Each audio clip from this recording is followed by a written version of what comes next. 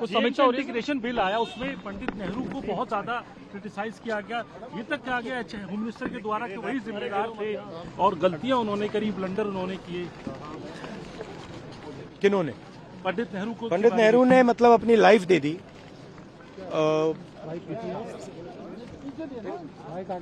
Life दे दी हिंदुस्तान के लिए,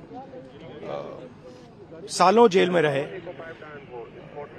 अमित शाह जी को शायद हिस्ट्री नहीं मालूम, वो तो मैं एक्सपेक्ट ही नहीं कर सकता हूं कि उनको हिस्ट्री मालूम। वो तो हिस्ट्री को रीराइट करते रहते हैं। ये पूरा का पूरा डिस्ट्रैक्ट करने का है। बेसिक इशू जाति जनगणना और जो भागीदारी है इस देश की, जो धन देश का है, वो किसके हाथों में जा रहा है, ये मेन इशू है। और इस इशू को ये लोग डिस्कस नहीं करना चाहते, इससे डरते हैं, इससे भागते हैं।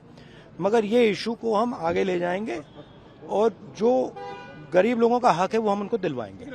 ठीक है, ये सब ये नहीं बिल्कुल नहीं बिल्कुल नहीं नकारा। छत्तीसगढ़ के अंदर ट्राइबल दिया उन्होंने, ओबीसी आपको लगता है आप लोग मैंने सुनिए देखिए, हमारा भी ओबीसी था, इन्होंने ओबीसी दिया, ठीक है, वो इशू नहीं है। सवाल ये है कि स्ट्रक्चर के अंदर कितनी भागीदारी है। प्रधानमंत्री ओबीसी हैं, मगर सरकार को 90 अफसर चलाते हैं। 90 अफसर में से 3 ओबीसी हैं और जो ओबीसी हैं उनका कोने में ऑफिस है।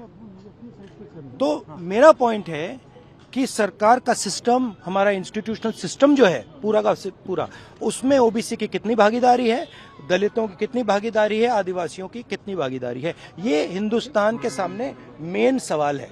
और ये मुझे बोलने दीजिए आपसे सवाल पूछा तो बोलने दीजिए। हाँ, ये मेन इशू है। और 24 घंटा ये डिस्ट्रैक्ट करने के लिए कभी जवाहरलाल नेहरू के बारे में बोलेंगे, कभी किसी और के बारे में बोलेंगे। बात भागीदारी की है।